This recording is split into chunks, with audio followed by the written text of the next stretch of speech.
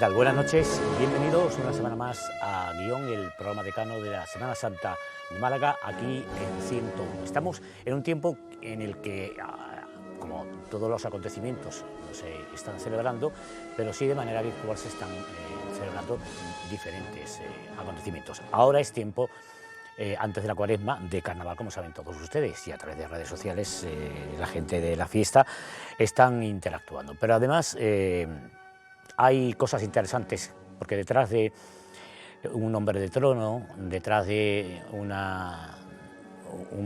nazareno, detrás de un albacea, en más de una cofradía, yo diría que en todas hay una mujer, un hombre que está metido también en la fiesta, en el carnaval, y de esto también hablaremos después con alguien que sabe de esto, y en la tertulia sobre todo, porque tendremos a dos hombres que son tremendamente de Semana Santa y de cofradías, y que las cosas de Málaga son también del carnaval. Así que para los que no les gusten las cosas, yo se lo adelanto porque habrá gente que no le gusta mezclar las cosas, ¿no? Pues ya lo aviso para que cambien. Raquel Espejo, buenas noches. Buenas noches. Sí, es que luego no que digan. No, bueno, también hay gente que es del Málaga y no deja de ser cofrade, o gente que es del Málaga y no deja de ser carnaval. No entiendo por qué está bien visto una cosa y otra no. La mala fama que tenemos no, aparte los que nos gusta el carnaval, entre comillas, que yo estoy aprendiendo. No estamos en el siglo XIX ni nada de eso, ni el principio del XX, ¿no? Donde eran don Carnal y doña Cuaresma, y era de azote y de inflarnos de comer para que luego azotarnos y tal. Siglo XXI, por favor.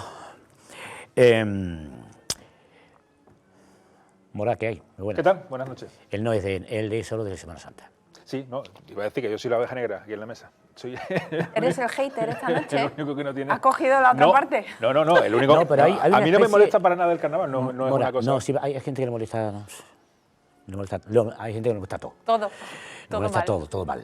Pero es verdad que, y tú lo tendrás en tu cofradía también, que hay gente que está metido, muy metido más en cofradía. Yo conozco a albaceas generales, a gente con puestos muy relevantes. Preparando un poco el programa, hacía un recuento de la gente que conozco así en el círculo cercano, que está unida a las dos cosas, a Semana Santa y al carnaval, y un 80%. O sea, te pones a enumerar, Mode de Cortés que viene esta noche, Miguel, vosotros, Carlos Pariente, por ejemplo, yo qué sé, Benji, Zumaquero. Vamos a ver, Benji, albacea general del cautivo, director de una multa. Es que no entiendo, yo nunca he entendido muy bien esa polémica que hay entre no, pero esos son carnaval y Semana Santa. Los más antiguos, lo más estos que no dejan pasar los tiempos en los que estamos. Es decir, que aquí esas peleas que pudieran haber al inicio de la retoma del carnaval, que el carnaval fue grandioso. Para los que sean aficionados a los archivos, pásense por los archivos, que se aprende mucho. Fue grandioso hasta que en el 36 la Guerra Civil y después en la dictadura pues se prohibió aquí y en Pekín. Solo se permitió años después en Cádiz, pero fuera de las fechas de carnaval, porque un gobernador de allí, hubo una catástrofe tremenda en la industria y murieron mucha gente y tal, y pidió que para paliar ese dolor que había, se realizara la fiesta del carnaval, aunque fuese en mayo, ¿no? Como fiesta fueran del calendario, porque si no, no podían. Y solo sobrevivió, de ahí que continuara históricamente Cádiz, pero lo demás todo absolutamente prohibido. Entonces hay gente que están empecinados en una foto fija en blanco y negro del año 80, del Merdellón de turno, y bueno, yo como siempre digo, en cada fiesta, en cada elemento, Málaga tiene el tanto por ciento de merdellones que tiene. Semana Santa, en Canadá, en la feria, etcétera, etcétera. No, o sea, que el tanto por ciento de merdellones son los que son. El carnaval, en todo. El carnaval en ese sentido tiene su mérito, porque en tan poco espacio de tiempo, porque el resurgir de los... David finales de los 70, sobre todo a principios de los 70, 80. Principios de los 80 más o menos, cuando resurge de nuevo el carnaval de Málaga. Desde entonces hasta ahora, que tenga la vigencia que tiene ahora mismo, la importancia que tiene ahora mismo, es un mérito. ¿Y dirán ustedes por qué? Pues por varias cosas. Primero porque, sobre todo, la vinculación en cuanto a coplas se refiere, que ha tenido siempre la gente de la fiesta con, de ahí la visualización esa que decimos, ¿no?, con las imágenes de la Semana Santa de Málaga. Se le ha cantado el cautivo, a la Virgen del Rocío, a la Virgen de la Esperanza, digo, ha sido brutal. Y de esto, quien sabe mucho, sabe mucho de muchas cosas, pero sobre todo sabe mucho de carnaval y sabe mucho de coplas de carnaval desde sus inicios en los 80, 79, 80 hasta nuestros días, es David Delfín. Buenas noches, David. Buenas noches, gracias por la invitación. Gracias por venir. Él ha terminado ya un libro que se editará en marzo, abril más o menos, La voz alzada. Este es el segundo volumen, tercer volumen tercero sí. Sobre carnaval. ¿Y qué cuentas ahí? Cuenta ya lo último, ¿no? Pues sí, bueno, cuento bastante. Es un libro que, un poco hilando con lo que estaba diciendo Fran, sobre todo lo que pretende reflejar es esa gran transformación que se ha producido en nuestra sociedad. Y en Málaga particularmente no es la misma ciudad, la de los años 80, que la de hoy. Se ha producido avances de todo tipo, una transformación cultural, social, tecnológica, en usos y en costumbres. Y lo más interesante de todo eso es que este periodo de 40 años en los que el carnaval ha ido reivindicándose, las coplas han ido interpretando todos esos cambios que se han producido desde el ambiente más cercano, desde nuestra Málaga más cercana, hasta todos los ámbitos que queramos, ¿no? Entonces el libro trata de contar la historia del carnaval de Málaga, entre otros aspectos, teniendo como hilo conductor la copla, que ha sido el verdadero intérprete de este tiempo histórico que hemos vivido, ¿no? Vinculamos a las coplas a los autores de coplas que desde siempre, hasta donde yo recuerdo, y todavía tengo tengo memoria, y tengo memoria de los 80 hasta nuestros días, porque me pilló en el tema de la radio y me pilló colaborando con todo lo que tenía que ver con Málaga, y en eso era el inicio de la fiesta, ¿no? Antes de iniciar mi ciclo con la colaboración con el carnaval, ya estaba haciendo yo programas de Semana Santa, digo, para los que se lo cogen con papel de fumar. Pero en todo caso da igual. Siempre ha habido vinculación, coplas a las imágenes de Semana Santa. Sí, hay que tener en cuenta que el carnaval se recupera a principios de los años 80, como estáis recuperando, y ahí hay un momento importante que se hace la convocatoria del concurso de coplas en 1983, e inmediatamente se incorpora esa idea de que de la misma forma que voy a piropear a la ciudad, tengo que recoger las cosas que pasan en la ciudad, y entre ellas una de las cosas muy importantes, destacadas por tradición, por historia, por todo, es la Semana Santa.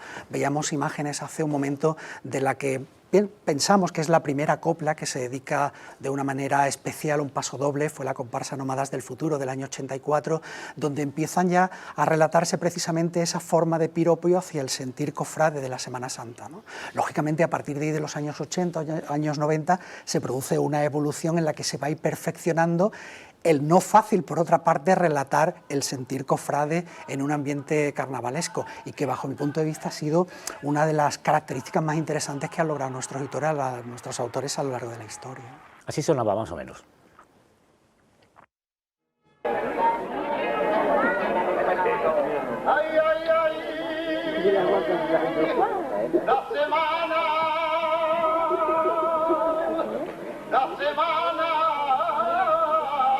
malagueña.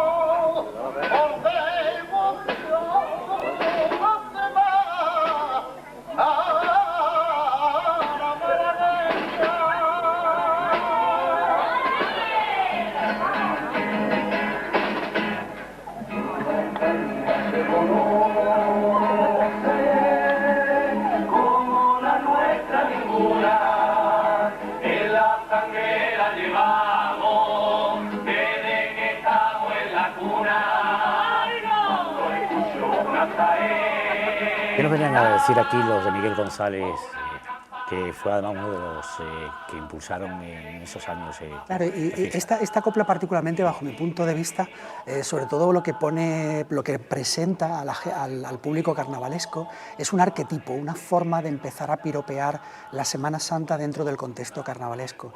Y bajo mi punto de vista es un modelo de composición muy interesante, que ya digo, luego se va a ir perfeccionando, porque básicamente lo que aquí se recoge es un sentir, una forma de apreciar, de hacer ciudad, de comprender que eso forma parte de la cultura sentimental, en este caso del autor, de Juan Carlos Lázaro. A partir de ahí van a llegar un conjunto de composiciones muy interesantes, ¿no?, como podemos ahora hablar, ¿no? Sí, incluso hasta llegar, que ya llegaremos, al momento en el que se le canta a la Virgen del Rocío desde la perspectiva de la tribuna de los pobres, Claro.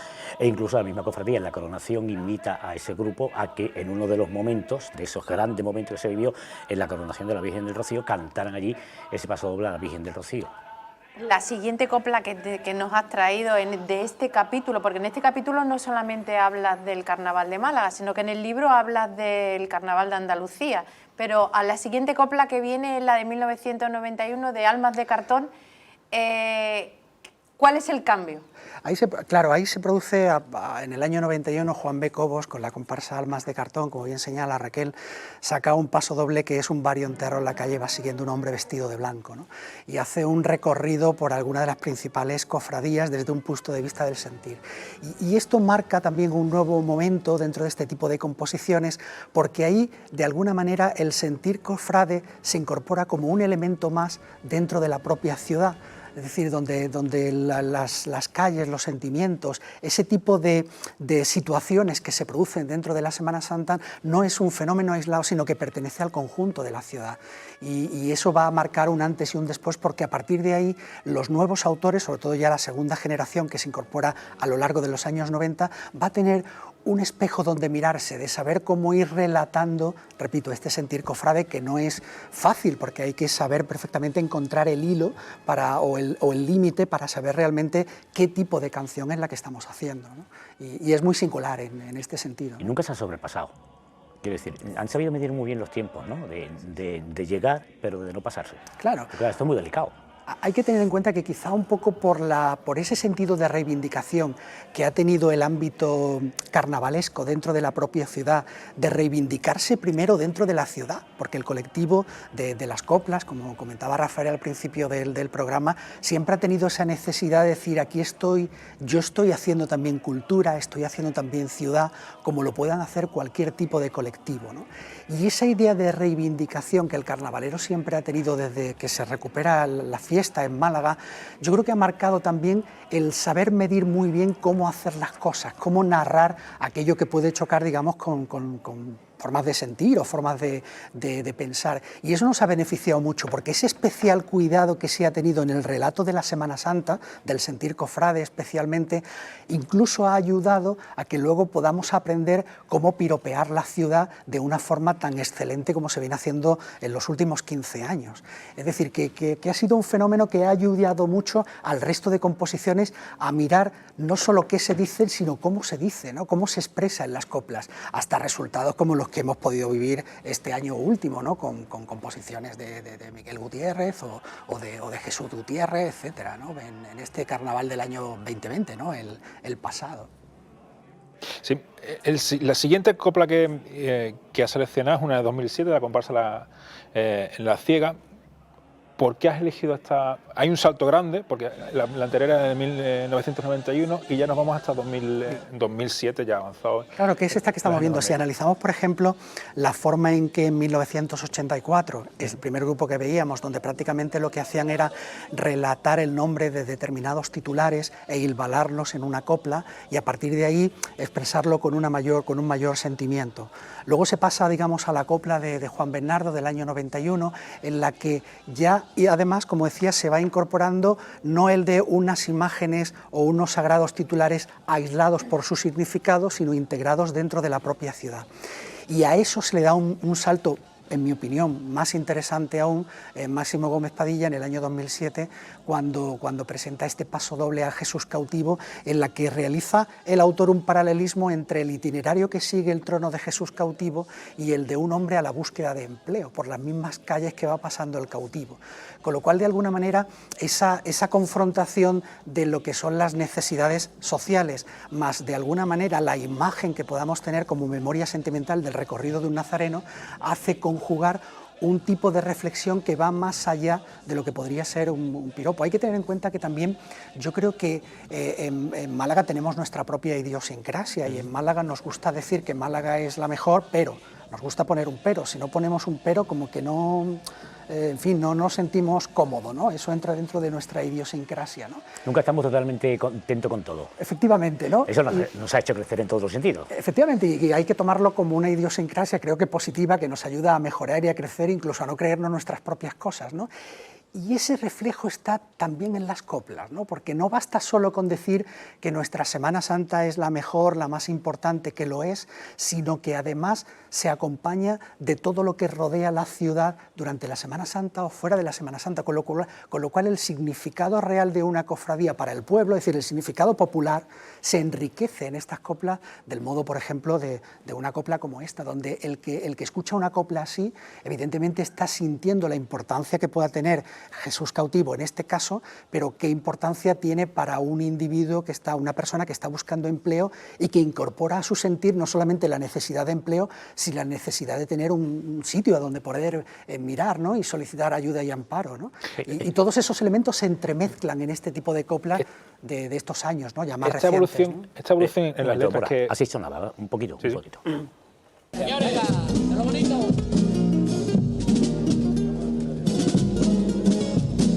Ole, qué guapa. Vamos allá, vamos allá.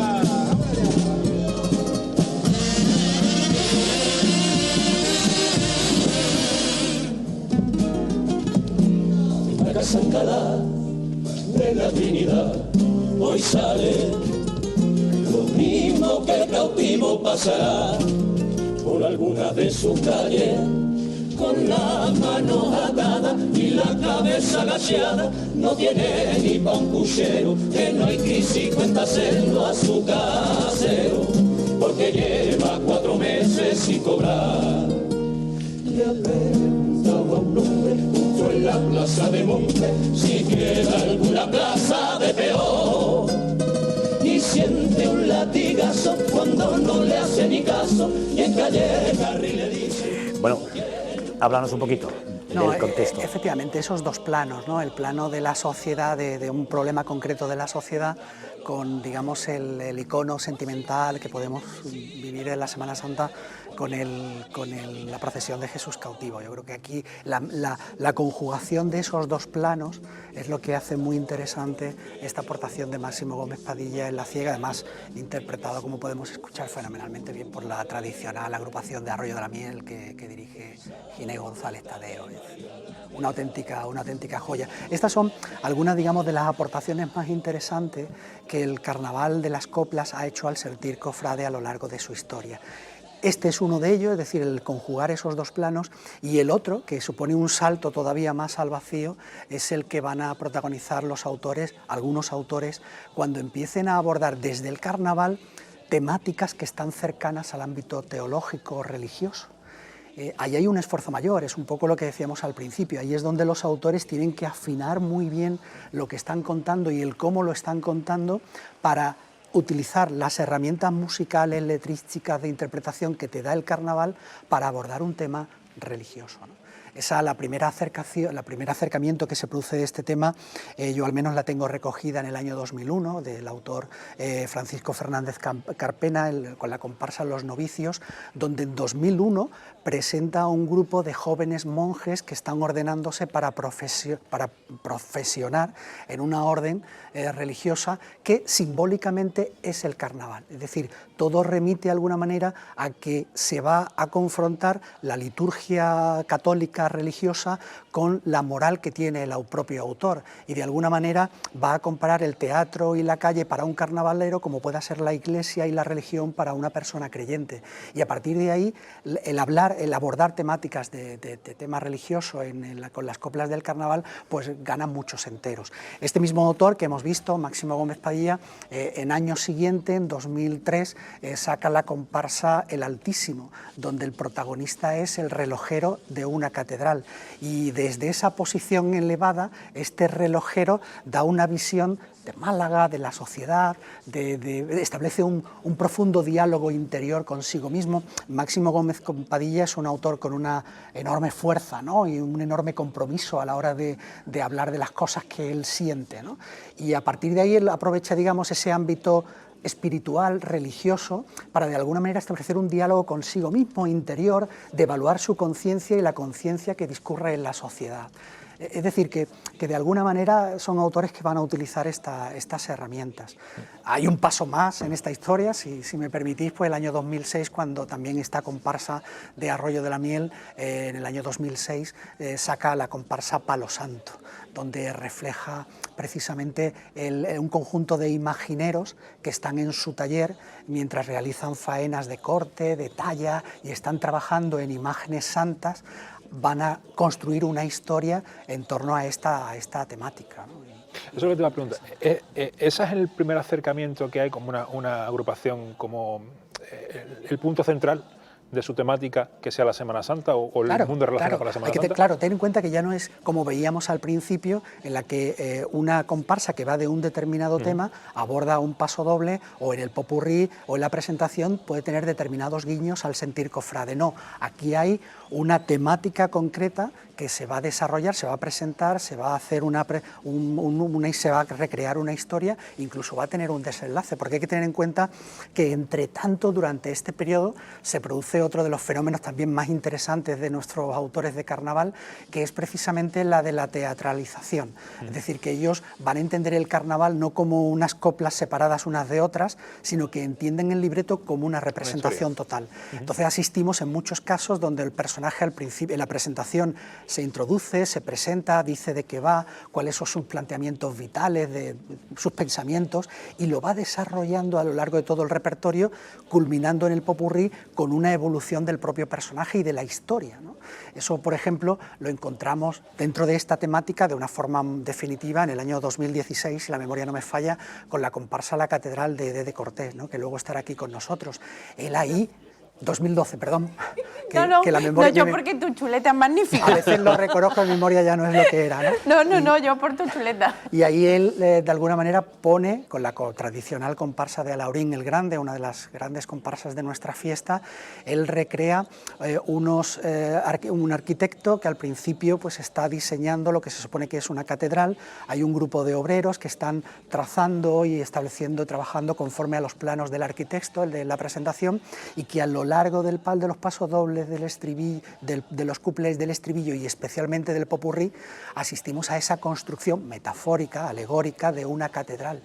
Y en el popurrí, por ejemplo, lo que nos vamos a encontrar es un vía lucis, donde este autor simbólicamente construye una sociedad con lo que él cree que son los valores que deberían predominar en nuestra sociedad y que vienen de alguna manera heredados o recogidos de la Iglesia Católica, ¿no? Es una creación realmente fantástica, ¿no?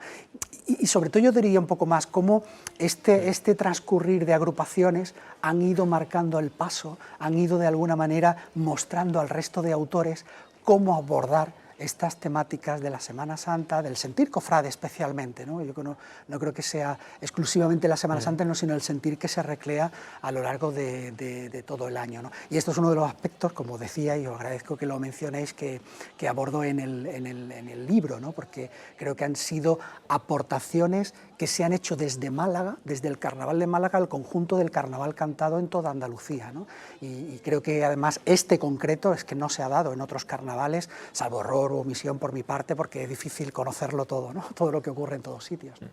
Comentábamos que en Cádiz, por ejemplo, si recordamos alguna otra chirigota o cuarteto que abordaba este punto. Desde Málaga, casi todo lo que has comentado son comparsas. Desde el punto de vista de la murga y del cuarteto, ¿cómo se ha abordado? Sí, hay otro apartado del libro donde precisamente abordo cómo nuestros autores han parodiado el sentir cofrade, el ambiente de la Semana Santa, ¿no? Y aunque es largo de contar, pero fundamentalmente el mérito mayor que han tenido nuestros autores a la hora de abordar desde el punto de vista de la comicidad en los aspectos que se manejan en la Semana Santa es que lo han parodiado sin discutir la fe. Y eso es algo muy importante porque no han provocado rechazo durante décadas, ni en el público del carnaval ni fuera de Málaga, ¿no? Y eso, bueno, es otro aspecto que podemos abordar cuando queráis, porque es también muy interesante de lo que han hecho los autores para abordar también los aspectos del sentir cofrade, pero desde otro punto de vista, ¿no? Desde la imaginación, desde alterar los ritos, los modos, de darle una vuelta de tuerca de alguna manera, jugando además mucho con la complicidad del espectador, ¿no? Yo recuerdo, tú le pondrás el nombre y el año, ha sido Si relativamente me acuerdo, hace poco, en la de aquella murga que era en la tribuna de los pobres, cuando está todo el mundo sentado esperando que llegue un trono. Realmente nunca llega a pasar un trono, pero te cuentan toda la noche que llevan allí, y era el año que salió aquella foto en redes con un parchís esperando a que pasara una cofradía. Y claro, ahí vemos también esa agrupación que es No Nos Moverán, y que es una murga de Jesús de Jesús Lovera, y él lo que hace es precisamente recoger ese ambiente que todos hemos visto hace ya años de carretería, ¿no? donde la gente,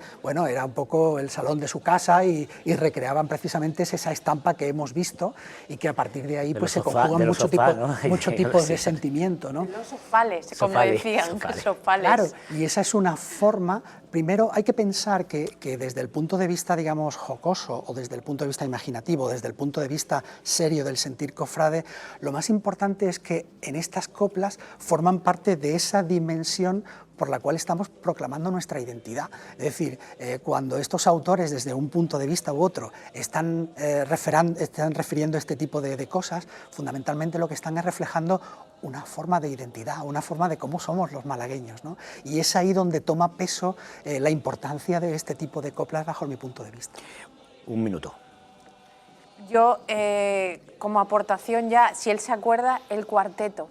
Ese cuarteto que tuvimos hace unos años, no recuerdo el nombre, que era un trono. Sí, este cuarteto es un misterio. Exactamente. Y donde precisamente esa es la parte un poco, digamos, de recrear, sin embargo, de recrear con nunca mucha se pasaron. imaginación. Efectivamente, eso es Bueno, lo que decía. estamos hablando también, es decir, hay gente que se echa para atrás, pero claro, cuando tú conoces a los personajes que van a hacer eso, Claro. que esos personajes vienen con referencias cofrades, es decir, que son referentes en sus propias cofradías, ¿no? Y hay que jugar mucho, lógicamente, digamos, con el conocimiento que todos tenemos de todo. Es decir, el público sabe perfectamente que esas mismas personas que están interpretando eso que todos hemos podido pensar en algún momento, ¿qué pasaría si sobre un trono las imágenes cobrasen vida y empezasen a hablar, y empezasen no a hablar de ellos, sino a hablar de cómo nos ven a nosotros desde la posición de un trono, que en fin de cuentas es lo que ellos recreaban con una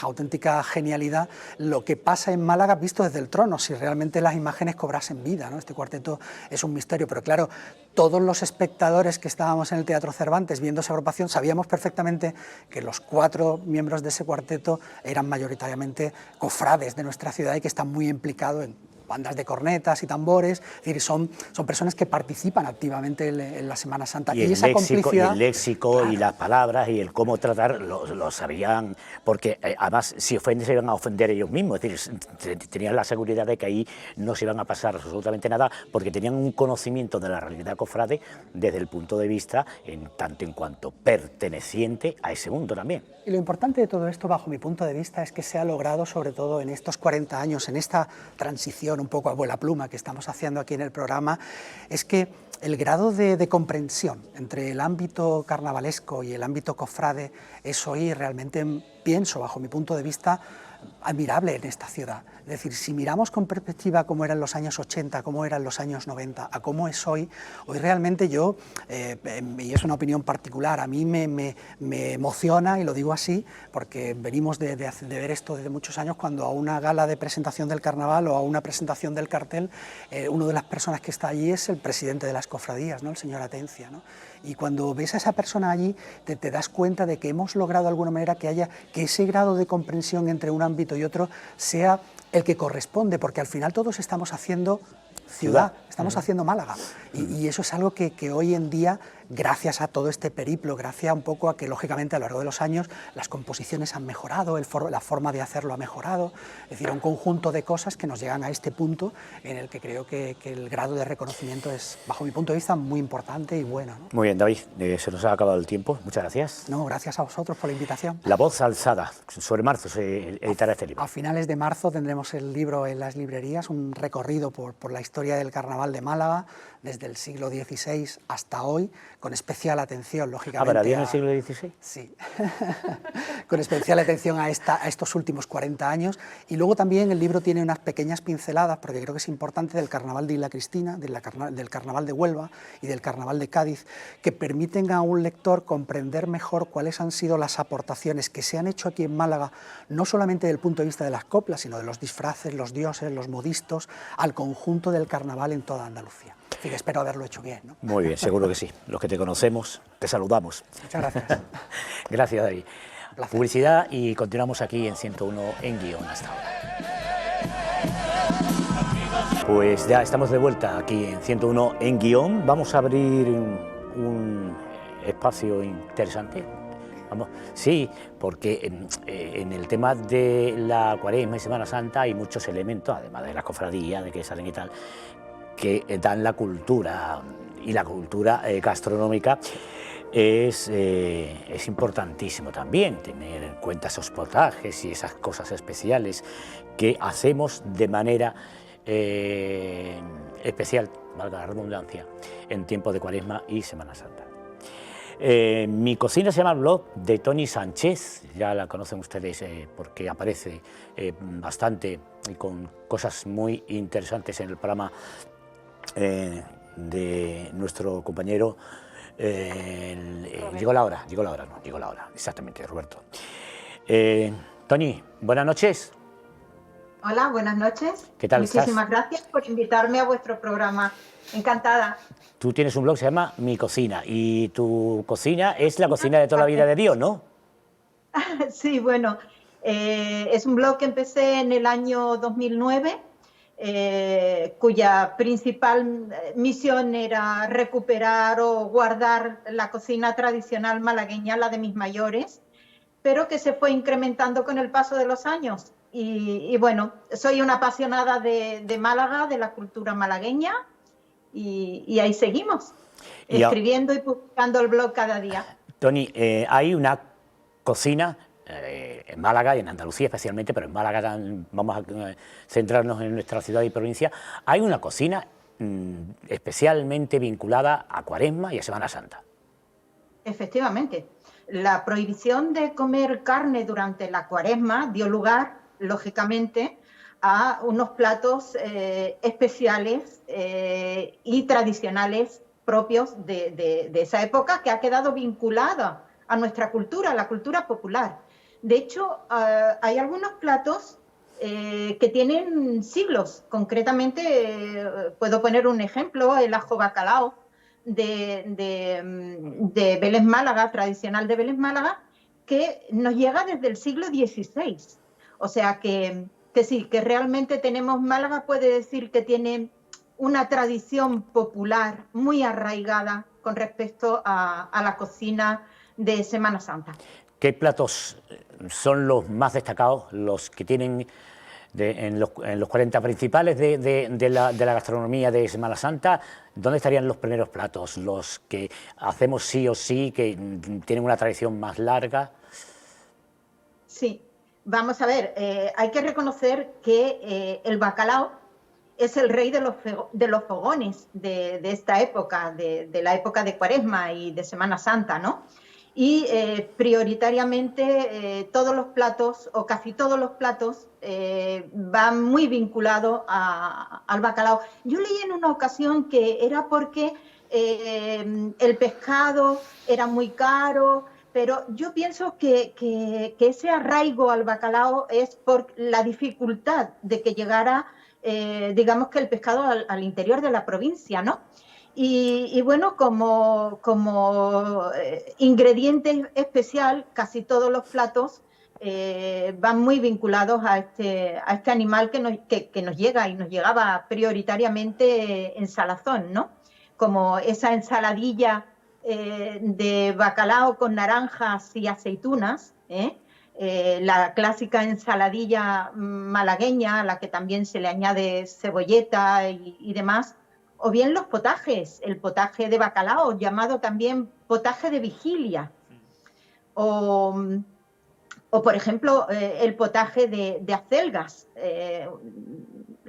No he enviado la foto del potaje de acelgas, pero sí las tortillitas de acelgas que se podían enriquecer también con pescado, o los buñuelos de bacalao. A mí me llama poderosamente la atención, como le he comentado al principio, ese ajo colorado, llamado también semana santero. También se le llama ajo colorado y ajo porro, porque realmente es una porra preparada con bacalao, aceite, pan y pimiento molido. Y es tan tradicional de Semana Santa que precisamente en Vélez, tal y como he dicho anteriormente, se le llama semana santero. Acompañado también, como podrán comprobar, por aceitunas aloreñas recién partidas y aliñadas, tan propias de toda la provincia de Málaga, ¿no? Y también siempre sí. aceite de oliva virgen extra. Sí, también está la parte golosa, la parte de dulce. Efectivamente. Bueno, pues lo más clásico, sobre todo lo que yo suelo preparar en esta época, las torrijas. Torrijas de leche aderezadas con naranja, o estas que son de vino moscatel y miel. Bueno, las clásicas de leche, pues con su azúcar y su canela, ¿no?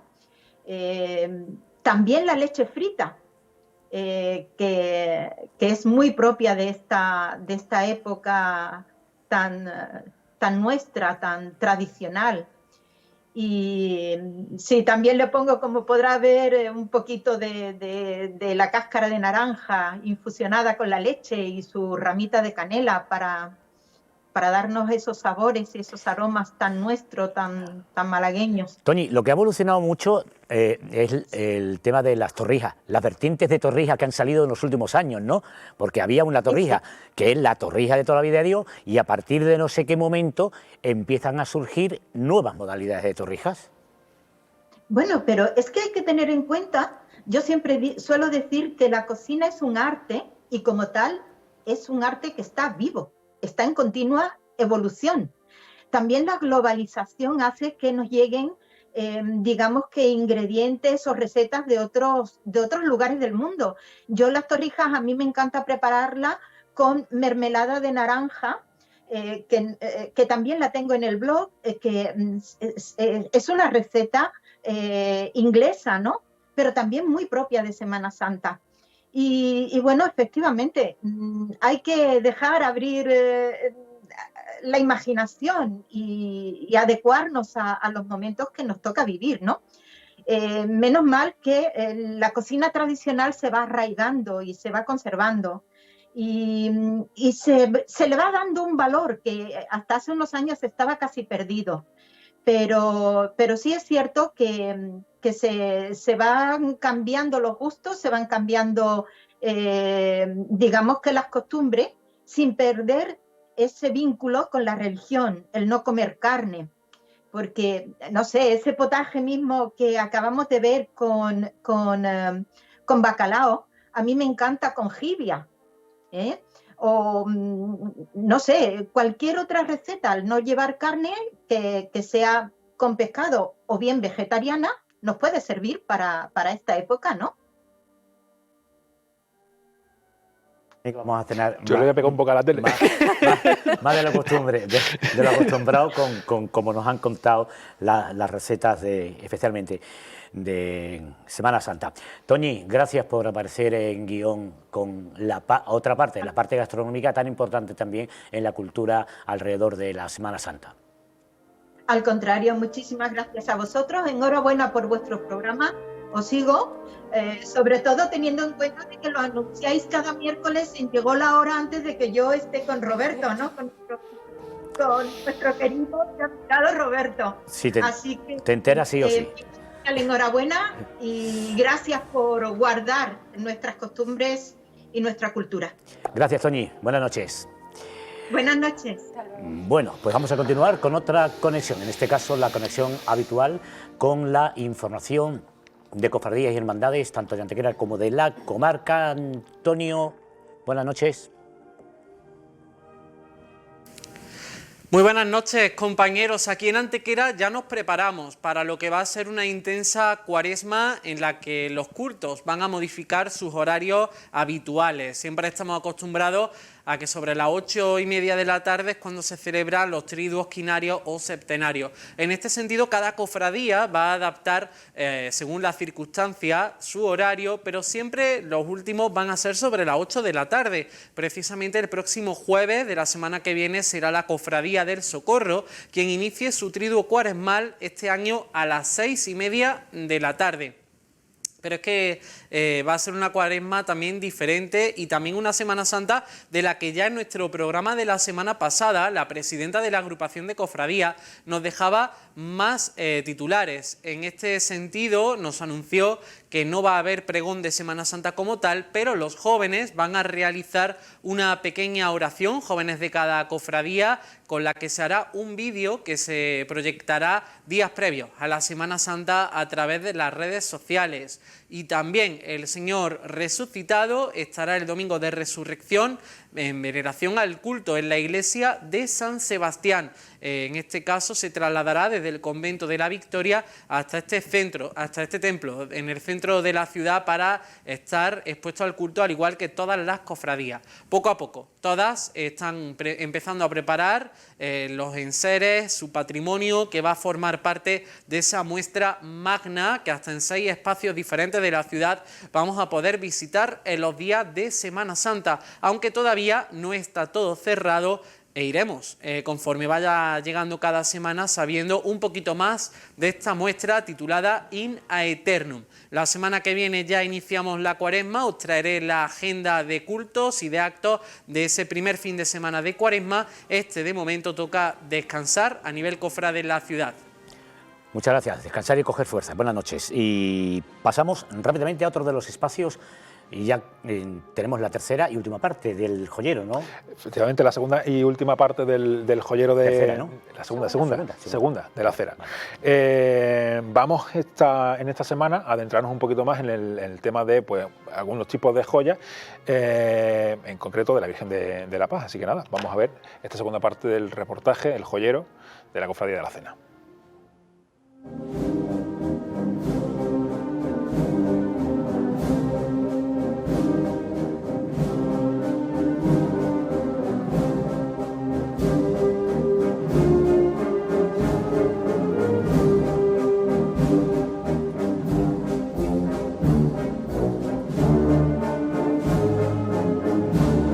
A continuación os voy a mostrar el escudo de oro de la hermandad. La verdad que es una joya a la que tenemos bastante cariño. Es de oro y tiene un brillante central a modo de custodia. Del año 1995 y está realizado por José Ojeda. Es un escudo que regalaron debido al 25 aniversario de bendición de la imagen de la Virgen, la vocalía de juventud pues, de la época. En la parte inferior tenemos el broche nominal de la Virgen, también es de oro, y le cuelga una cruz con brillantes. Este broche también realizado por el anterior joyero, y el broche es del año 1980. A continuación, aquí tenemos una cruz pectoral, es una de las cruces pectorales que suele lucir la Virgen. Esta es de oro, coral negro y tiene una guamarina central, y una cruz con diseño de Antonio Rodríguez y con ejecución de José Antonio Ruiz. Ahora os voy a mostrar dos de los conjuntos de aderezo más importantes que tiene la Virgen y que más cariño le tenemos. En primer lugar tenemos este juego de broche y pendientes de filigrana de oro cordobesa y perlas cultivadas, que fue regalo de una de sus camareras, perteneció durante toda la vida a su familia, y la verdad que le tenemos bastante cariño, pues más o menos es de los años 20 del siglo pasado. Al igual que el conjunto que os muestro a continuación, que también le tenemos mucho cariño porque este conjunto está compuesto de brazalete, anillo y pendientes, es de diamante y platino y este conjunto perteneció pues a la marquesa de Foronda, que tiene a lo largo de la historia mucha vinculación el marquesado de Foronda con la hermandad, y la viuda actual del marqués de Foronda lo hereda y se lo entrega, tiene a bien entregárselo a la Virgen para que sea ella la que lo tenga. En cuanto a rosario se refiere, la imagen pues tiene diferentes rosarios. Hemos querido elegir a lo mejor los que tienen más valor sentimental para nosotros, como es por ejemplo este rosario del lapislázuli engarzado en plata, que en el Ave María lleva un relicario central con tierra de Jerusalén y el Cristo de la Cena va adentro grabado. Probablemente nos encontremos delante de una de las joyas que más simboliza la vocación de la Virgen de la Paz, es la oliva de oro de la Virgen. Tenemos que decir que la Virgen posee otra oliva, que es de plata de ley, que es la que habitualmente lleva el resto del año en la capilla, en sus manos. Actualmente la porta en sus manos, entonces pues os presentamos la de oro, que es pues la que lleva pues la procesión del Jueves Santo y en la festividad, desde el 24 de enero. La ramificación es la de oro y después lleva pues lo que simulan las olivas son piedras de jade, onix y turmalina.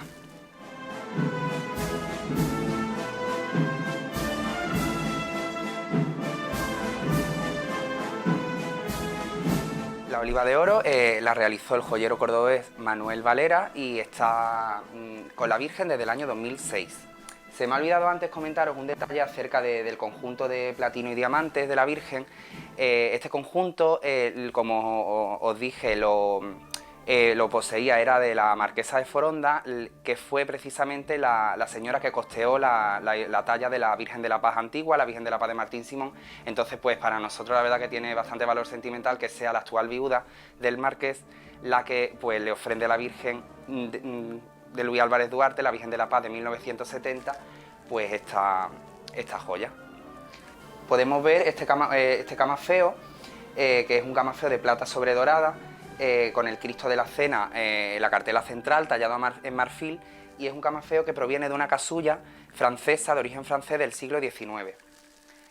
En cuanto a las condecoraciones militares se refiere, pues hemos hecho una selección de las que para nosotros pues tienen mayor valor, que han sido entregadas directamente hacia la imagen, hacia la Virgen de la Paz. Tenemos, por ejemplo, el bastón de mando del coronel don Francisco López de la Torre, del Regimiento de los Zarpadores Ferroviarios, que le entregó a la Virgen. Después, por otro lado, tenemos en 2014 uno de los hermanos de la cofradía que aporta a la Virgen el Jueves Santo, le hizo entrega de la medalla por unas ayudas humanitarias en misión de paz que hizo, y le hizo entrega de su medalla. En el año 2018 la Hermandad del Cristo de Medinaceli de Madrid hizo también entrega pues, de su medalla, y para nosotros también es un privilegio que la Virgen lo lleve. Y como última medalla, digamos, que ha sido entregada recientemente en los pasados cultos de la Virgen, el 24 de enero, un hermano de la cofradía, que es albacea de la hermandad, pues le entregó a la Virgen pues, la medalla pues, a su trayectoria del Cuerpo Nacional de Policía. Y la tenemos aquí, la queríamos presentar porque ha sido recientemente ofrendada a la Virgen. Por otro lado, pues aquí tenemos otra cruz pectoral de la Virgen. Esta cruz se la ofrendaron a la Virgen en el año 2020, el día de su besamano. La estrenó, es una cruz de plata sobre dorada. Y la verdad que después del escudo yo diría que es la joya que en sí misma recoge la simbología entera de la hermandad en una misma pieza, ¿no? Podemos ver como, las piedras semipreciosas que llevan son alegóricas a los colores de la hermandad, aparece el rojo, el azul. Después el broche, lo que es el alfiler, es una oliva, signo de la vocación de la Virgen clara, que repetimos pues otra vez en esta joya. Y en el centro, en el travesaño de la cruz, está la paloma de la paz. En la parte baja vemos el cáliz que representa pues, al Señor de la Sagrada Cena. Hay otro camafeo que no hemos podido enseñar porque la Virgen ahora mismo lo lleva en su pecho. Es un camafeo que ha sido también regalado a la Virgen con motivo del 50 aniversario de su bendición, que lo ha realizado Raúl Cejas en el año 2020, y la pintura es a óleo de Rubén Terriza. En él aparece pues el misterio de la entrega de la casulla de la Virgen de la Paz a San Ildefonso, que esta hermandad pues rememora todos los años en el besamano de la Virgen el 24 de enero.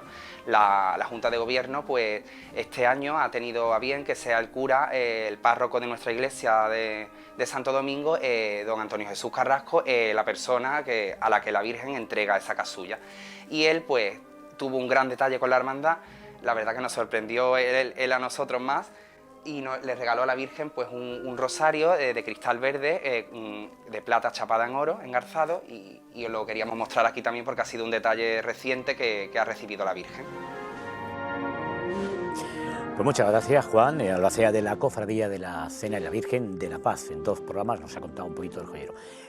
Querremos y querríamos, lo hacemos ya notar, irnos al Señor. También hay cosas. Viendo las imágenes he pensado, el Señor tiene su ajuar y se nos ha escapado. O sea que próximamente llamaremos a Rafa López Tazo otra vez para pedirle cita. Tenemos que hacer una segunda ronda por varias cofradías que hayamos visitado. La Ya, Esperanza, pero es que primero que tendríamos que acabar la primera. Estamos en ello. Bueno, ¿tenéis de acuerdo? Sí. Vale. Dicho lo cual, vamos a publicidad y pasamos a la tertulia aquí en Guión en 101 hasta ahora. Tertulia Canalla, les advierto, vamos a hablar desde 2 puntos de vista de cómo va la pandemia. Vamos a hablar desde 2 puntos de vista de 2 autores de carnaval, sí, es lo que toca, y que son además cofrades. Uno de la cofradía de la Veracruz de Alaurín y del Rocío de Málaga, y otro de la Archicofradía del Paso de la Esperanza. Lo digo para algunos exquisitos que haya por ahí y que no les gusta mezclar estas cosas. Estamos en tiempo de carnaval, por cierto. Desde Cortés, buenas noches. Hola Rafael, buenas noches. ¿Cómo Hola. lo llevas? Porque tú trabajas, es decir, lo de dedicarte a escribir y tal, es una cosa que te trae solo aplausos y premios y buenos momentos con tu grupo. Pero ¿cómo llevas desde una agencia de viajes, cómo se está viendo y viviendo esta pandemia? Muy duro, ¿no? Porque nos ha tocado lidiar una situación muy compleja, donde hay que reinventarse, estar pendiente de toda la evolución de esta pandemia, pero bueno, ahora son momentos complicados, la verdad. Para el segmento travel mío son momentos complicados. Pero bueno, ahí estamos, luchando. ¿Y la fecha de viajar que nos vamos a dar después de esto? En eso, vamos, yo estoy pensando en eso, en que después no me va a dar abasto para atenderos a todos. Es que va a ser de todo. Nos vamos a inflar de ir a los bares como nunca hemos ido a los bares. Vamos a ir a comer fuera como nunca hemos comido fuera. Vamos a ir a los montes 2 o 3 veces al día. Vamos a ir a todos los sitios del mundo mundial, pero antes visitando las cosas que tenemos más cercanas. En fin, eso es lo que nos va a entrar ganas a partir del 22 si las cosas marchan bien. Miguel Gutiérrez, muy buenas noches. Muy buenas noches. ¿Qué tal, amigo? Médico, es poeta, escribe y escribe muy bien y es de la Archicofradía del Paso de la Esperanza. Como médico, ¿cómo lo llevamos? No aprendemos, ¿eh?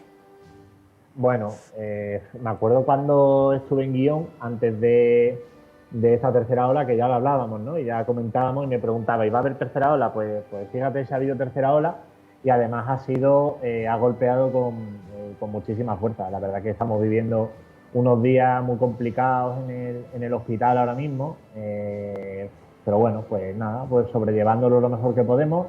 Lo único bueno, que ya tenemos experiencia con este virus, que ya nos conocemos esto como si hubiera estado casi toda la vida nosotros, como quien dice, y en ese sentido pues ya pocas cosas nos cogen por sorpresa, pero están siendo días muy difíciles, de muchísimo trabajo, en fin, de pasarlo mal con los pacientes, ¿no? Porque verdaderamente, pues ya os digo, está golpeando más que la primera y que la segunda, pero bueno, pues ya está.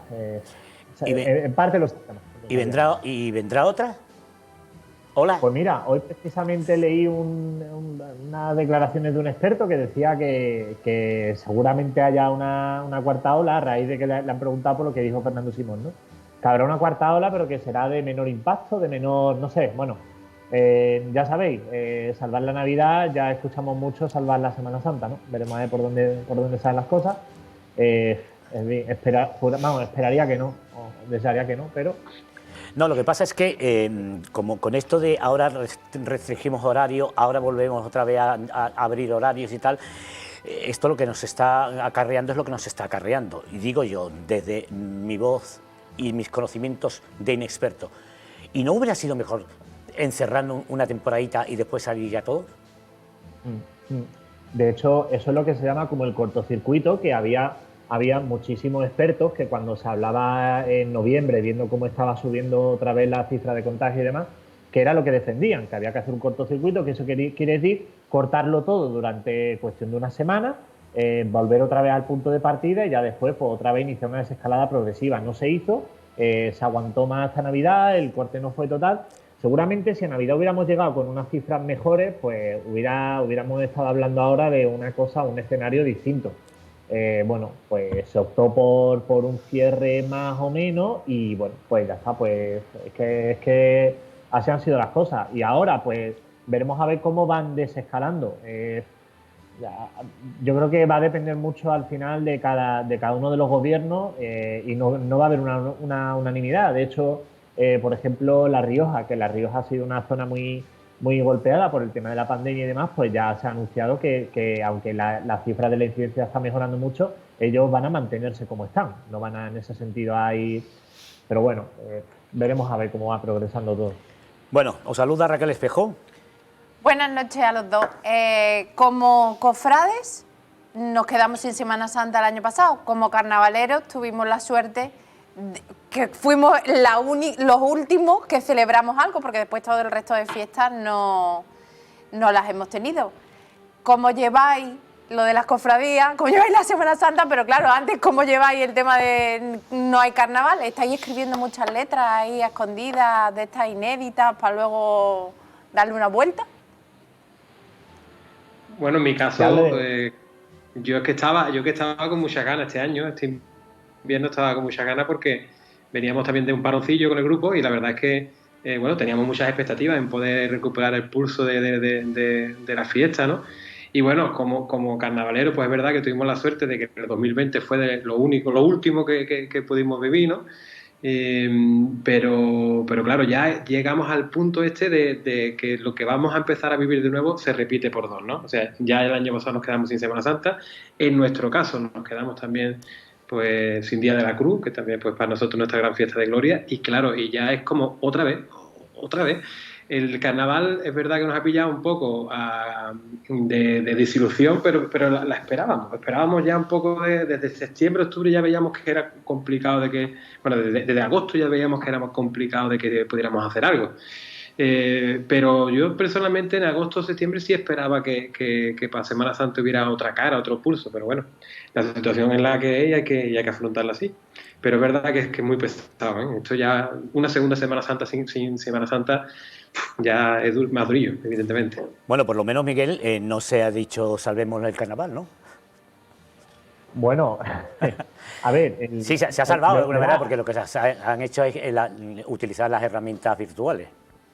Sí, a ver, son fiestas distintas que en ese sentido se pueden vivir de forma distinta y aunque es verdad que el carnaval en ese sentido, pues hombre, a ver, no nos podemos engañar, no tiene nada que ver cómo lo podemos vivir este año, aunque haya esas actividades o incentivos para que podamos un poquito pues quitarnos el gusanillo y en definitiva seguir haciendo carnaval, ¿no? Que yo creo que la gente lo necesita, los carnavaleros necesitan, con la celebración de la Semana Santa, que evidentemente por el formato en el que se desarrolla de forma tradicional en el sur, pues bueno, en el sur y en general, ¿no? Pero sobre todo en el sur, con esa aglomeración humana es totalmente imposible. Yo, pues un poco en consonancia con lo que decía Dede, ¿no? Parece que esto es un bucle, ¿no? Y que es el año pasado en Semana Santa decíamos, bueno, la Semana Santa del 2021 va a ser la mejor de nuestras vidas, ¿no? Y efectivamente, pues estamos casi como que igual otra vez en un bucle. Y el carnaval, pues en cierto modo es que eso, es que no lo esperábamos, ¿no? Porque ya viendo cómo se había puesto la cosa y cómo, pues ya sabíamos que todo lo que fuese carnaval presencial no iba a ser posible. Entonces, bueno, ¿qué le salva al carnaval? Al carnaval le salva que al final, como espectáculo cultural y demás, pues puede sobrevivir luego a lo largo del año adaptando las medidas de forma más reducida, con control de aforo, cosa que no la Semana Santa, en ese sentido pues sí que nos podemos quitar un poquito de gusanillo. Pero yo la verdad que este febrero lo estoy llevando un poco de ruina, la verdad. con mucha ganas de carnaval, que no podemos, pero bueno, ya Y los que te conocemos lo sabemos bien, cómo lo estás pasando. Os saluda Dede y Miguel Mora. ¿Qué tal? Buenas noches, ¿cómo estáis? Muy buena. Hola Mora, ¿qué tal? Bien, ¿qué pasa? Para vosotros como hombres que vivís los dos mundos, ¿qué es lo más duro? ¿O qué os está resultando más duro? ¿La ausencia de carnaval, especialmente este año, o la de Semana Santa? Te toca, Miguel. Uy, los has Pues pillado. Pues mira, no, te voy a ser totalmente sincero, y no se me caen los anillos en reconocerlo. La de carnaval. Me está haciendo mucho más dura la de carnaval, porque será momentos de la vida, etapas de la vida, o mil cosas, o que a lo mejor, en ese sentido, el vivir la cofradía en la vida diaria, aunque sea sin procesión en Semana Santa, ¿vale? Pero con los cultos que hemos tenido ahora en diciembre, los cultos de la esperanza, incluso ahora Semana Santa, a ver cómo llegamos, ¿no? Pero que también se pueda vivir en ese sentido, bueno, esa comunión, aunque sea con las restricciones y tal, con toda la gente tuya de la cofradía, es algo que más o menos, pues sí. Pero el carnaval, esa rutina diaria que tiene, sobre todo los meses del otoño y al principio del invierno, de los ensayos y demás, eso sí que es algo que ha sido totalmente imposible y que yo lo he echado y lo estoy echando muchísimo de menos. O sea, que respondiendo a tu pregunta, Mora, pues los haters, la audiencia no es... Los haters te tienen ya el primero de la lista, Miguel. Sí, pero yo lo reconozco. Lo estoy echando más de menos el carnaval, quizás porque el carnaval ese carnaval en primera persona no lo estoy pudiendo vivir, y esa Semana Santa en primera persona, como albacea de mi cofradía, pues sí que la estoy manteniendo, y en ese sentido la cofradía del día a día, que para mí es lo más importante, más que el Jueves Santo, pues no lo he perdido, pero el carnaval pues sí, pues no lo tenemos y pues se echa mucho de menos. Desde Cortés, tu corazón partido entre tu cofradía, tu día de luz y motor de carnaval. Yo hasta diciembre tengo que reconocer que no he echado en falta nada. Tengo que reconocerlo, ¿no? Digamos que me he comido el 2020 en este áurea de tengo que aguantar, es el 2020 y esto es como, no, el año maldito, hay que aguantarlo todo lo que te llegue. Pero ha sido cambiar de año y ahora, pues claro, es lo que decía Miguel, ¿no? La cofradía no la he hecho tanto en falta porque sí que hay un día a día. En este caso yo que tengo la responsabilidad de ser secretario de mi cofradía, pues evidentemente hay una actividad, aunque sea diferente, pero hay una actividad. Entonces, pues no ha dado tiempo a echarlo mucho más en falta, pero es verdad que el día a día de los ensayos, de la noche de ensayos, y más como he dicho antes, que era un año muy ilusionante para nosotros, ¿no? Pues ahí sí que eso no ha habido nada, nosotros no hemos tenido nada, porque dijimos que íbamos a salir, creamos el grupo de WhatsApp, todo preparado para la primera reunión, y esa primera reunión que nunca se celebró, porque ya empezamos con la segunda ola, ¿no? Y ahí pues sí que, bueno, lo echamos bastante de menos. Ayer, por ejemplo, estamos ahora en época de carnaval, ¿no? Pero ayer estábamos en el grupo con Juan y con Raúl, en el grupo de directores nuestros de la agrupación, pues estábamos comentando eso, ¿no? Que tal día como ayer estaríamos preparando ya concurso de Labrín, pasado el concurso de Málaga, la calle de Málaga ahí, y estábamos como comentando un poco la jugada que hubiera sido y no ha sido, ¿no? Pero bueno, respondiendo a la pregunta de Mora, también me pasa como a Miguel, la cofradía todavía no me ha dado tiempo a echarla de menos por mis quehaceres diarios, y echo de menos bastante la rutina del carnaval. Como autores de grupos de carnaval, autores muy destacados además de comparsas del carnaval de Málaga, ¿cómo explicaríais a los que son duros de mollera que un cofrade cante en carnaval o que un carnavalero esté metido y de bien además en una cofradía? Yo creo que es que eso... ¿Me toca? Los hay. Yo creo que es que eso son dos caras de la misma moneda. O sea, a ver, yo no me molestaría en explicarlo mucho. Esto es una cosa que llega al nivel antropológico del malagueño, ¿no? O sea, nosotros tenemos una raíz carnavalera, en el caso de mí y en el caso mío, ¿no? Tenemos digamos, un control cognoscitivo de todas las fiestas del carnaval porque convivimos con ellas y para nosotros es algo mucho más natural de lo que la gente lo ve desde fuera.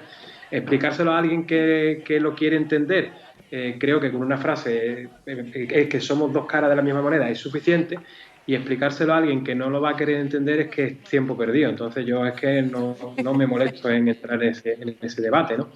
Al final, el carnaval y la Semana Santa son tan necesarias como en mi pueblo los verdes y los morados, como el del Madrid con el Barcelona, evidentemente cada uno en su ámbito, ¿no? Son cosas muy necesarias que se tienen que se tienen que convivir, se tienen que complementar. Y a la persona que se asoma hoy y que ve carnaval, Semana Santa, es algo tan natural para nosotros, para la gente que estamos, que se explica eso, que somos dos caras de la misma moneda. Yo voy a dar un dato a modo de anécdota, ¿no? A Laurín, que ya sabéis que tiene pues una polarización en cuanto a su vida cofrade. La comparsa de Laurín, por ejemplo, durante muchos años ha tenido en su fila, la persona que representaba el papel de Jesús en la Semana Santa de los Morados y la persona que representaba el papel de Cristo en la Semana Santa de los Verdes, que ya sabéis, por si no lo sabéis, pues lo explicamos en Laurín el Grande. Una de nuestras grandes valores, de nuestras grandes puestas de largo cada Semana Santa son las representaciones de la Pasión en vivo. Bueno, pues la comparsa de Laurín ha estado cantando en una final en el Cervantes 2 semanas antes y después estas personas han representado el papel de Jesús y el papel de Cristo. Y mirad, que en una sociedad, digamos, tan polarizada, ¿no?, entre verdes y morados, ¿no? Y eso pues que no tiene mucha más explicación. Es que al final la persona que vive el carnaval, cuando llega a Semana Santa, pues vive la Semana Santa y en nuestro caso lo vivimos con la misma pasión, porque es la misma moneda. Lo que pasa es que de una vuelta o de otra. Miguel. Yo creo que la clave es lo que ha dicho Dede de lo antropológico, ¿no? Porque al final yo creo que esto está tan imbricado y tiene las raíces tan profundas en todo lo que es la cultura y la forma de vivir y la forma de ser y de estar que tenemos aquí en el sur, que realmente quizá un poco por ese dualismo de lo profano y de lo sagrado, ¿no?, que puede venir a encarnar el tema del carnaval, de la Semana Santa, la batalla, ¿no?, de Don Carnaldo, Doña Cuaresma, realmente al final está tan metido en nuestro ADN y está tan metido en nuestra forma de entender la cultura y la vida, que explicar este tipo de cosas ya a estas alturas, cuando además ya todos en los mundillos ya nos conocemos, ¿no? Y ya, sobre todo el tema de las redes sociales, aunque tú no conozcas personalmente a determinada persona, pues puedes seguir su actividad, sus gustos, sus aficiones, sus pasiones. Y realmente a estas alturas ya nos conocemos todos y ese gusto por las dos fiestas es algo que está más que asentado y es más que natural en nuestra sociedad. O sea que es que, ya te digo, yo creo que son debates como un poco eso, que pasados, y que evidentemente hay gente del carnaval que no es nada afín a la Semana Santa y gente de la Semana Santa que no es nada afín al carnaval, pero que al final la mezcla, cómo se justaponen las dos fiestas, yo creo que es en una gran parte, en un gran porcentaje. Y más a día de hoy, por ejemplo, que yo creo que con el tema de las redes sociales y demás, pues el carnaval se difunde tanto y llega tanto, y yo creo que en ese sentido las redes sociales han traído cosas malas al carnaval, pero también cosas buenas, y que como es la de generar afición, ¿no? Y muchas de ellas, pues, de gente capillita, de gente del mundo de la Semana Santa, que en definitiva también se acaba acercando a la fiesta. Yo creo que, vamos, es que son realmente eso, es lo que ha dicho Dede, es que son las dos caras de la misma moneda, y es algo que está tan asumido en nuestra forma de ser que no hay debate, ¿no? No hay debate. Vosotros sois autores de carnaval, autores de comparsas en este caso. Especialmente desde las comparsas se han abordado, lo hemos hablado al principio del programa con David Delfín. Sí, David Delfín, perdón, tengo la edad que tengo, se me va de vez en cuando la cabecita, normal. Decía que hemos abordado que se han implicado mucho siempre desde los 80, 90, los 2000, y de una manera muy natural, cantándole a las imágenes de la Semana Santa de Málaga. Esto no siempre ha sido entendido bien, o no ha sido comprendido, o no ha sido de buen gusto, sobre todo en los 80. Ahora ya tenemos una sociedad en la que todos estamos más implicados en casi todo eso que se llama malaguita, ¿no? Estamos en el Málaga, estamos con la Unicaja, estamos con la Semana Santa, estamos con el Carnaval, estamos con la Feria, estamos con lo que estén con el rocío. Quiero decir que esa sociedad de muchos que no entienden, que es la sociedad real actual, pero en momentos determinados, ese cante desde las tablas o desde la calle a las imágenes de carnaval, ¿por qué no se entendía? ¿Qué creéis que pasaba?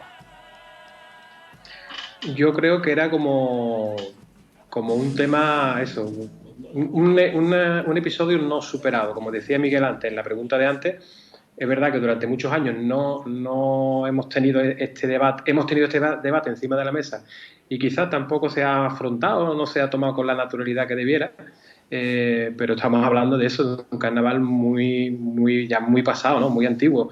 Pero es que a las imágenes, a la Semana Santa como parte de Málaga, como parte de Málaga, es que se la ha cantado siempre, ¿no? Desde, no sé, hay pasos dobles celebérrimos como el de Nómadas del Futuro de la Semana Santa de los años 80. Y yo creo que cada vez que se le canta una imagen y se le canta a la Semana Santa, es que se le está cantando a Málaga. Y al final el carnaval tiene dos partes. Una parte comprometida con el día a día, con el vecino, con la situación de la empresa, del trabajo, de todos los problemas que pueda haber en torno a la economía y las cosas de la vida, y tiene otra parte de piropo y de cantarle a la tierra, ¿no? Y a veces esa parte, como por ejemplo el año pasado Miguel con su comparsa, confluyen, ¿no? Y confluyen de una manera brillante, como puede ser el paso doble que le dedicó al cautivo el año pasado, ¿no? Vamos, para mí, por ejemplo, es uno de los mejores pasodobles, no ya del año pasado, ¿no? Sino de los últimos años, en cuanto a la forma de escribirlo y a la temática. Al final, la frase es esa, o sea, llega Carnaval y hay un pasodoble cantándole a un titular, a una imagen, a un concepto, a algo de la Semana Santa, a veces incluso criticando alguna cosa, y eso es Málaga. Y el carnaval está para cantarle a Málaga, para cantarle los problemas de los malagueños también, pero también para cantarle a Málaga, ¿no? Y en eso se puede resumir todo. Miguel. Es que fíjate lo que acaba de decir Dede, ¿no? Porque dice, claro, cuando se le canta pues, a imágenes o a conceptos o cosas así de la Semana Santa, se le está cantando a Málaga.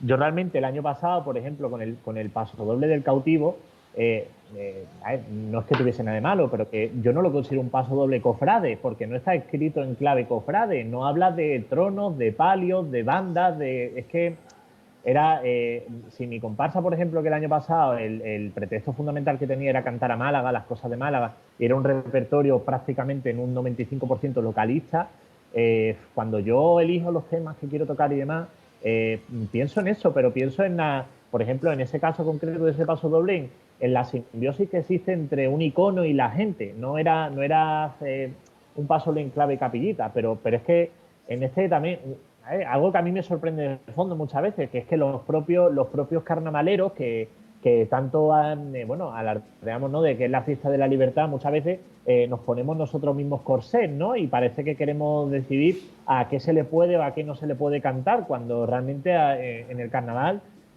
yo creo que a todo se le puede cantar en un momento dado. Eso al final depende de la libertad y de la elección de cada autor.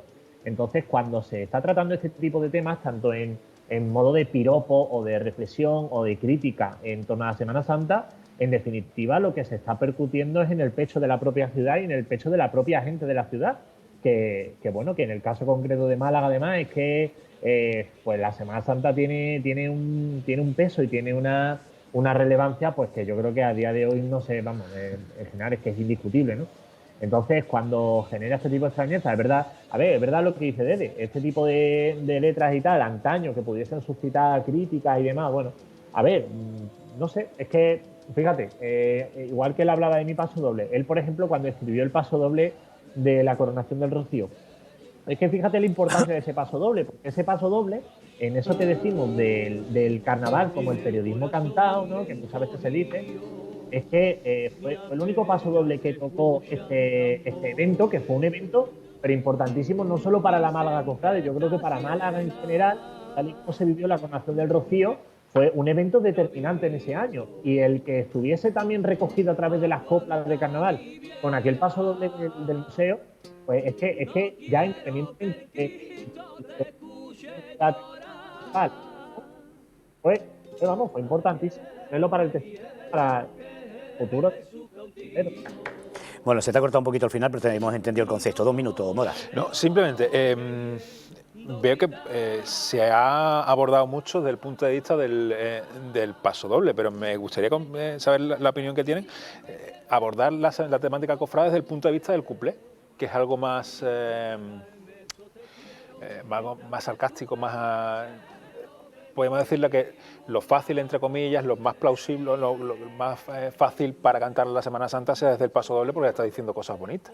O en un momento determinado también puede utilizarlo como crítica, pero casi siempre se utiliza para elogiarlo. Pero quizá el abordarlo desde el punto de vista del cuplé, esa unión que a lo mejor se da y por la que se puede criticar mucho esa unión entre el carnaval, que se entiende como la risa, por así decirlo, y la Semana Santa, que es la seriedad, ¿cómo lo entienden? Si se puede dar o no. Teníamos 2 minutos, pero se la comimos ahora. Sí. Así que me dice que hago las preguntas más largas de 101. 10 segundos para responderle a Mora. Yo, muy rápido, más que por el cuplé, vamos a ir incluso por el tipo, por el personaje. Año 91, con la punta para arriba, Murga de José Manuel Regel. Aquello era un revuelo. ¿Cómo se presenta gente vestida de nazareno? Y bueno, al final es carnaval, al final es reírnos de nosotros mismos también, de reírnos de ciertas situaciones. Y yo creo que hay una línea, una piel muy fina muchas veces cuando todo el mundo bromeamos incluso a nivel interno de nuestras propias cosas, ¿no? Y bueno, y a principios de este siglo, que con la murga de Alberto Zumaquero y Manu, Salvados por la Campana, también ponía un poco en parodia todo el tema del mundo del hombre de trono, ¿no? Y lo mismo, al final no debemos de tener la piel tan fina porque hay que reírse de nosotros mismos y de las situaciones que se puedan producir, y para eso está el carnaval, ¿no? Si te ríes o tienes que hacer cosas contra cualquiera, ¿por qué no contra nosotros mismos, ¿no? Como parte de esto, de una sociedad en la que lo mismo estamos en Semana Santa, que lo mismo estamos en Carnaval, que lo mismo estamos en la Rosaleda, en fin, es algo antropológico a nosotros, ¿no? Al malagueño. Hay mucha piel fina. Bueno, de los 10 segundos se lo ha comido todo el Dede. Miguel, te regalo 5. Nada. Yo he corrido, he mucho. Nada. Si se los come Dede no pasa nada, porque Dede para mí es grande amigo, entonces no pasa nada. Lo único que iba a hacer una reflexión, fíjate, porque estaba sonando el paso doble de la comparsa al ladrón delante de la Virgen del Rocío. Fíjate lo que son las cosas. Ese es un paso doble que realmente es crítico, y un paso doble que además el que lo escribió es un poeta, David Santiago, reconocido ateo y demás. Pero fíjate cómo incluso hasta es abrazado por los propios cofrades en el sentido de la narrativa, de la poesía, de cómo lo cuenta, y sirve hasta para piropear o para ser ofrecido a la Virgen en el momento de la coronación, ¿no? Con lo cual, que sirva ese ejemplo como muestra de lo imbricados que están los dos mundos y que para nada son polos opuestos en este momento. Muy bien, pues justamente con eso nos vamos a ir, ¿no? Es que vamos a estrenar una sección y la vamos a estrenar con vosotros, se llama El Momento, y hemos escogido esas imágenes que habéis visto de ese momento, esa crítica, esa letra de David Santiago en la coronación de la Virgen del Rocío a la Tribuna de los Pobres. No os vayáis.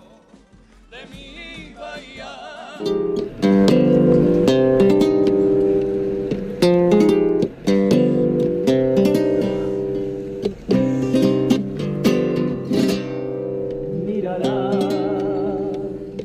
tiene el corazón encogido y apenas se escuchan tambores. Dicen que está ciega de tanto que ha visto. Aguanta, mi vieja, no quiero que el Cristo te escuche llorar. Ayer me dijeron que Jesús cautivo miró de reojo queriendo gritar. Anda y dame ese capricho que quiero escuchar mi nombre y tragarme eso te quiero mientras me suben al cielo de mi tribuna los pobres. No me cuenten más historias de lo que está bien o mal. El Señor está en la gloria y usted no es dueño de nada. Que mandamiento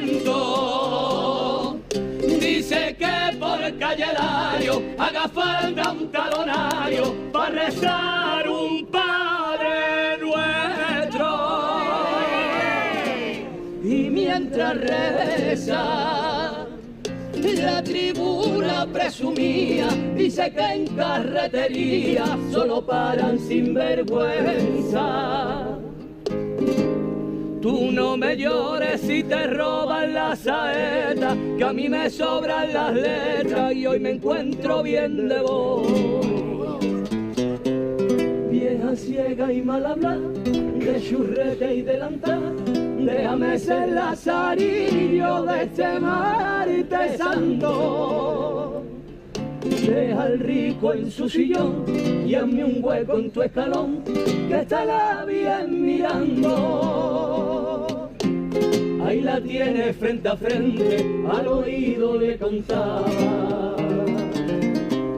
Cuando un martillo valiente dio 3 toques de campana y no le hizo falta verla ni escuchar una saeta para sentir escalofrío, y mientras gritaba guapa la escuché decir con rabia: y esa es mi novia Rocío. ¿Y qué os parece? Bellito de punta, ¿eh? Bueno, queridos, un placer. Tenemos que marcharnos. Miguel Guti. Bueno, muchas gracias. Que tengan una buena ola. Mucho. Quiero decir, que sea leve, hombre, que eres médico. Que cojas todo. Dede, por si acaso. Que si viajamos, cuando viajemos, viajaremos contigo. No sé. Llevándote a ti, no llevándote a ti. O sí. O sí. O sí, si él quiere. O sí, vamos. Yo voy. Queridos, cuidaros. Buenas noches. Igualmente, Buenas noches. amigo. Raquel, espejos a la próxima semana, que me están pegando. Hasta la ya, próxima ¿eh? semana. Adiós, Mora. Hasta luego. A ustedes, gracias como siempre por su fidelidad. Buenas noches. Adiós.